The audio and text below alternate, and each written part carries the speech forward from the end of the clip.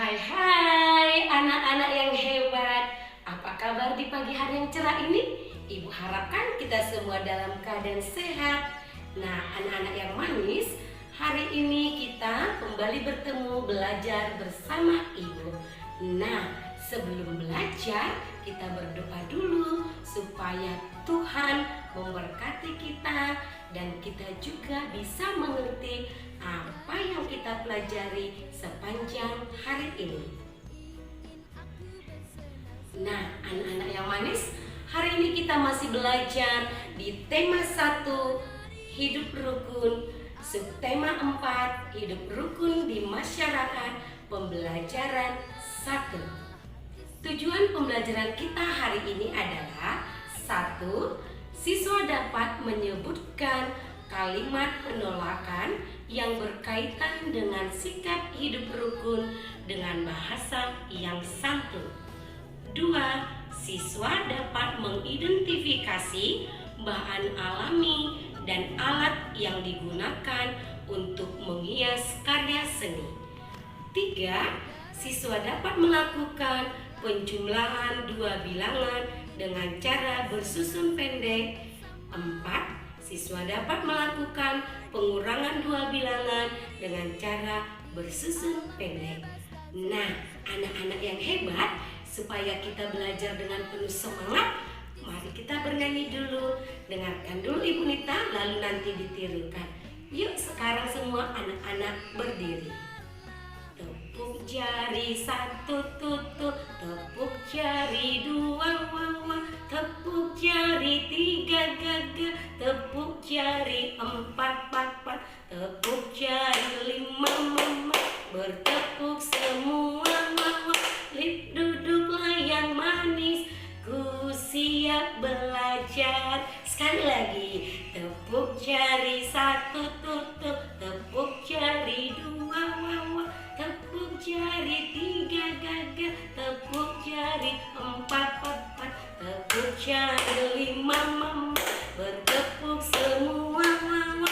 Duduklah yang manis, ku siap belajar. Tepuk tangan untuk kita semua. Nah, anak-anak, yuk kita belajar dengan penuh semangat. Nah, tahukah anak-anak, ini gambar apa ya? Yuk kita amati gambar berikut ini. Iya, ini ada dua gambar. Gambar pertama ini menunjukkan lingkungan masyarakat yang kotor. Nah, ini tidak ada warga yang mau gotong royong. Sedangkan gambar yang kedua ini adalah warga atau masyarakat yang sedang bergotong royong membersihkan lingkungan sehingga lingkungan menjadi bersih. Nah, gambar yang kedua ini adalah contoh hidup rukun di lingkungan masyarakat dengan cara bekerja sama membersihkan lingkungan. Nah, anak-anak, sekarang kita lihat yuk gambar yang menunjukkan hidup rukun di masyarakat. Ini ada gambar bapak yang sedang terjatuh dari onda, lalu ada yang menolong. Lalu gambar berikutnya ini warga yang sedang bergotong royong. Gambar yang ketiga, warga sedang bermusyawarah untuk menentukan pelaksanaan kerja bakti. Nah, sedangkan yang keempat adalah gambar lingkungan yang kotor, yang berantakan. Nah, kira-kira dari keempat gambar ini, mana ya gambar yang menunjukkan hidup rukun di masyarakat? Iya, benar. Gambar yang nomor 1. Iya, kita harus mau saling membantu ketika ada warga yang sedang terjatuh. Yang kedua, hidup rukun atau tidak ya? Iya. Yang kedua adalah contoh hidup rukun di masyarakat. Agar pekerjaan menjadi ringan, semua warga saling bergotong royong. Gambar yang ketiga juga contoh hidup rukun. Sebelum melakukan kerja bakti, warga melakukan musyawarah untuk membagi tugas. Nah, kalau gambar yang keempat ini adalah sikap hidup tidak rukun di masyarakat karena tidak ada warga yang peduli akan kebersihan lingkungannya.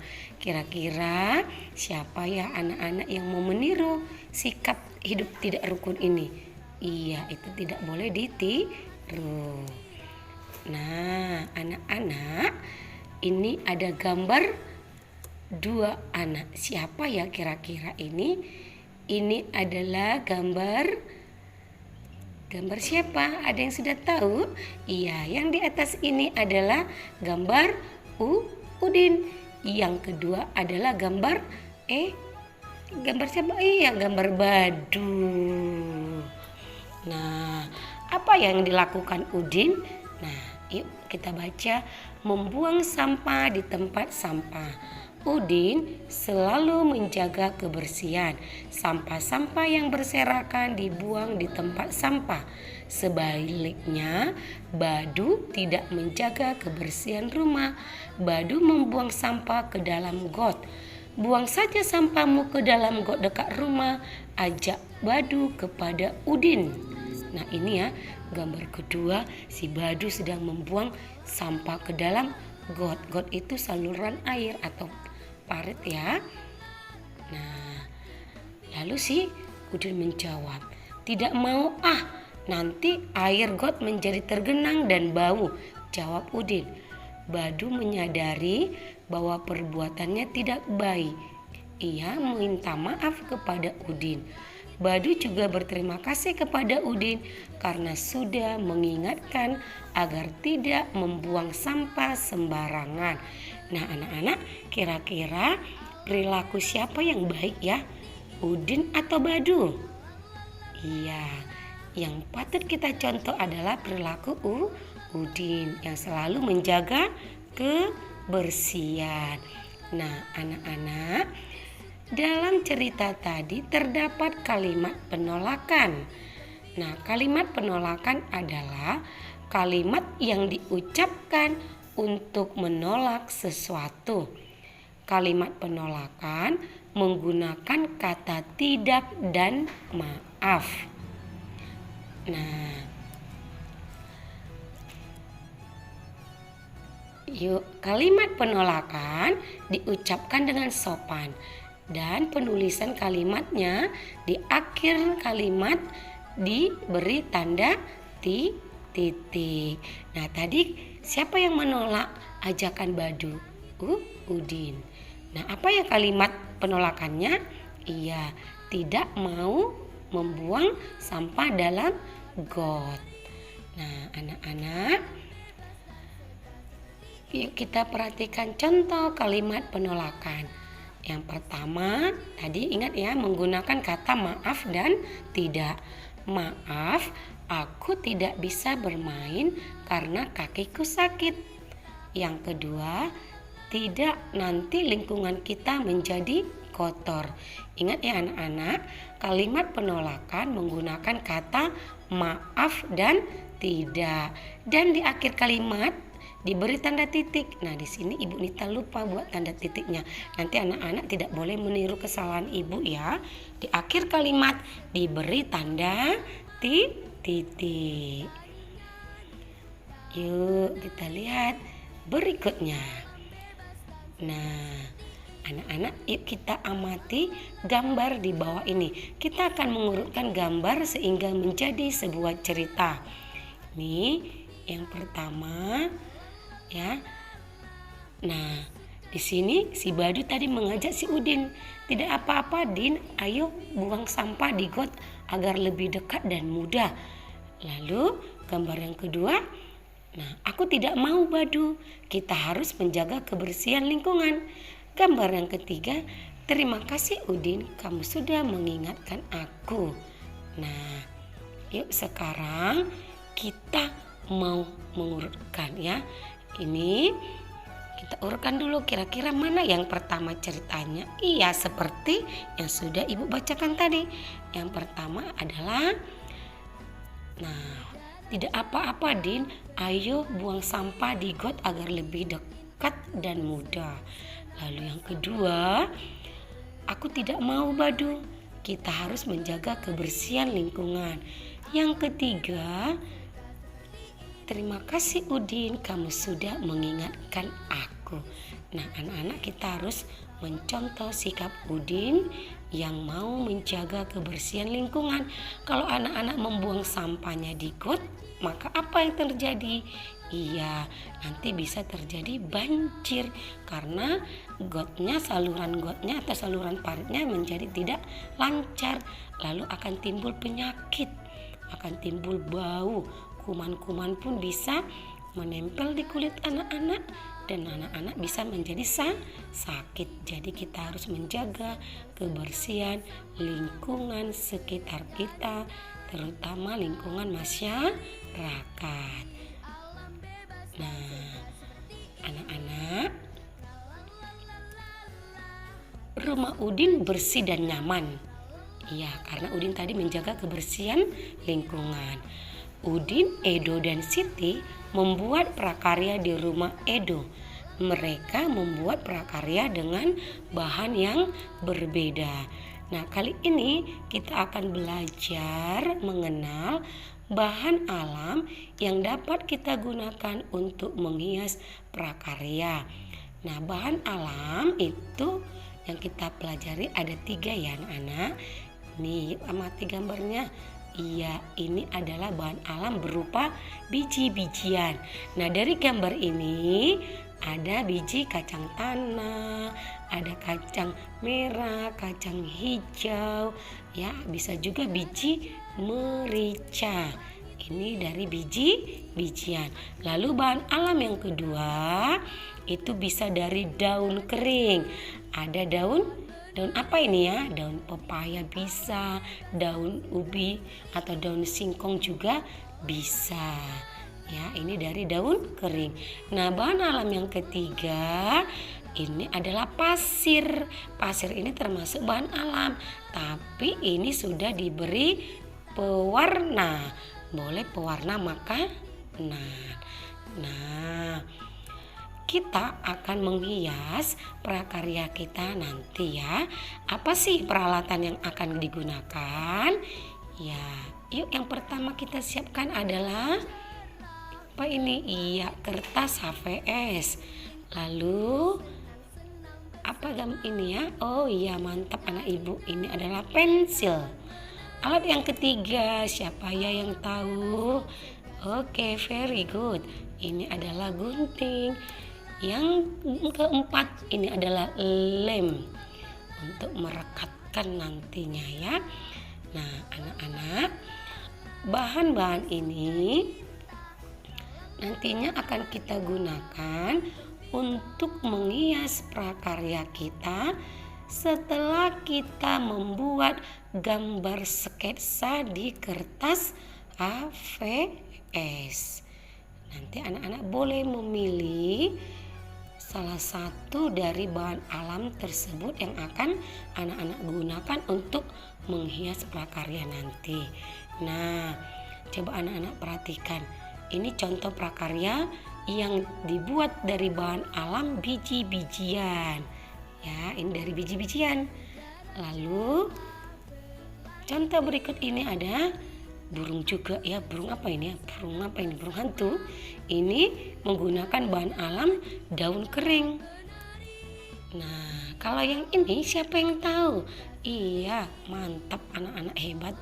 Ini menggunakan bahan alam dari pasir yang sudah diberi warna. Nah, anak-anak, tadi Edo, Siti itu akan membuat prakarya. Nah, nanti tugas anak-anak ya, ini ada di sini peralatan yang akan digunakan. Ya, ada 3 jenis Nah, nanti anak-anak akan mengelompokkan alat apa yang digunakan Udin, Siti, Edo sesuai dengan gambarnya. Nah, sekarang coba kita amati ya gambar pertama ini. Siapa yang tahu ini terbuat dari bahan alam apa? Iya, ini dari daun kering. Yuk kita tarik garis. Ini dari daun kering ya anak-anak. Kita tarik garisnya.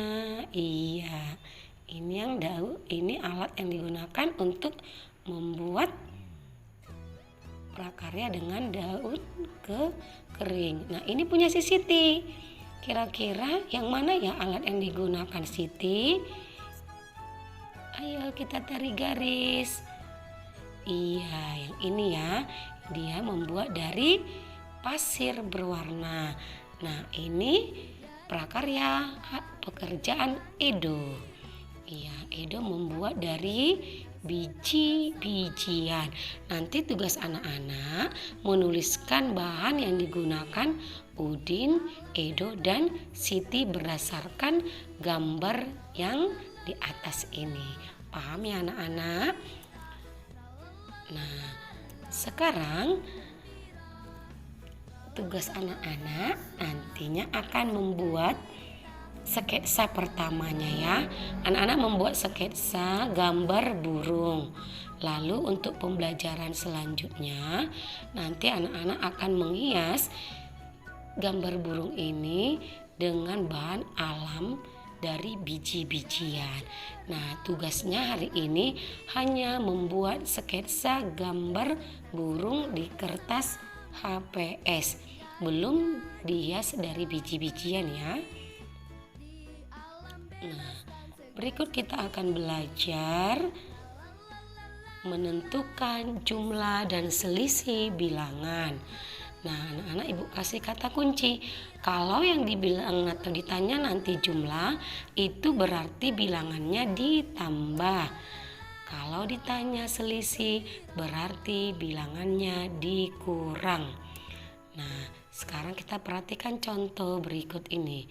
Tentukan jumlah dan selisih kedua bilangan berikut ini.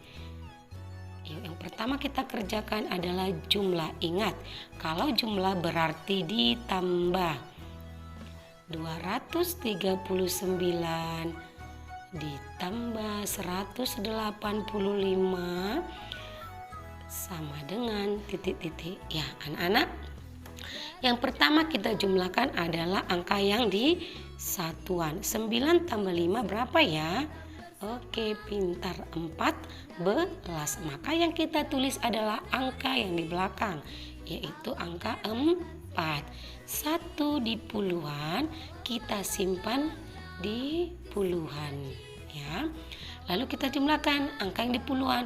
1 tambah 3 tambah 8. Yuk kita tambahkan dulu. 1 tambah 3 berapa? Iya, 4. 4 ditambah 8 12. Maka yang kita tulis adalah 2. Satunya kita simpan di ratusan. Sekarang kita jumlahkan ratusannya. 1 ditambah 2 3 ditambah 1 4. Jadi 238 ditambah 185 hasilnya 424. Sekarang kita ke selisih. Ingat ya, kalau selisih berarti dikurang. 239 dikurang 185. Nah, anak-anak 9 dikurang 5 bisa tidak ya? Bisa ya. Maka langsung kita tulis 4. Lalu kita kurangkan puluhan. 3 dikurang 8. 3 dikurang 8 bisa tidak ya? Tidak, maka kita pinjam 1 dari ratusan. 2-nya kita coret. Karena sudah dipinjam 1, maka kita tulis 1. 1 yang kita pinjam tadi kita tulis di puluhan. Karena nilainya itu 100, kita tambahkan ke puluhan jadi 130. Nolnya tidak usah kita tulis, langsung 13 dikurang 8. Berapa ya 13 kurang 8? Iya, 13 kurang 8 itu 2. Nah, tadi di ratusan sudah dipinjam 1, maka tinggal 1. 1 dikurang 1 hasilnya 0, maka tidak usah ditulis. Jadi selisih kedua bilangan tersebut adalah 24. Nah, kesimpulannya, jadi jumlah kedua bilangan tersebut adalah 424. Jadi selisih kedua bilangan tersebut adalah 24. Ingat ya anak-anak, bila ditanya jumlah berarti bilangan tersebut ditambahkan. Bila ditanya selisih berarti bilangan tersebut dikurangkan. Nah, sekarang kita mau membuat bilangan 3 angka terbesar dan terkecil dari angka berikut ini. Nah, di sini ada angka 1, 2, 3. Nah, ini gampang ya anak-anak, kelas 1 juga sudah belajar seperti ini. Sama seperti mengurutkan. Bilangan terkecil dari angka 1, 2, dan 3 itu tetap ya 1, 2, dan 3. Bilangan terbesar dari angka 1, 2, 3 itu adalah 3, 2, dan 1. Nanti untuk nomor 2, 3, 4, dan 5 anak-anak kerjakan di buku latihan tematik 2. Ingat, bilangan terkecil berarti itu sama dengan mengurutkan dari yang terkecil. Kalau bilangan terbesar berarti itu sama dengan mengurutkan dari bilangan terbesar. Nanti anak-anak boleh belajar lagi supaya lebih paham. Belajar lagi bersama Mama dan Papa ya. Nah, anak-anak, siapa yang masih ingat tadi kita sudah belajar apa ya? Jempol. Ya, yang pertama tadi anak-anak sudah belajar kalimat penolakan yang berkaitan dengan sikap hidup rukun dengan bahasa yang santun. Yang kedua, siapa yang tahu? Pintar anak hebat. Yang kedua, anak-anak sudah belajar bahan alami yang dapat kita gunakan untuk menghias gambar sketsa kita. Yang ketiga, anak-anak sudah belajar tadi penjumlahan dan selisih dari dua bilangan. Nah, anak-anak yang manis, hari ini anak-anak semua tugasnya dikerjakan dengan teliti, dengan rapi, dan dikumpulkan dengan tepat waktu. Anak-anak ibu berpesan kepada anak-anak semua untuk tetap rajin mencuci tangan setelah anak-anak selesai melakukan kegiatan agar kita terhindar dari virus corona, dan tetap berdoa supaya kita semua dalam keadaan sehat dan virus ini cepat-cepat berlalu sehingga kita bisa belajar di sekolah. Nah, anak-anak, selamat belajar. Tuhan memberkati. Terima kasih.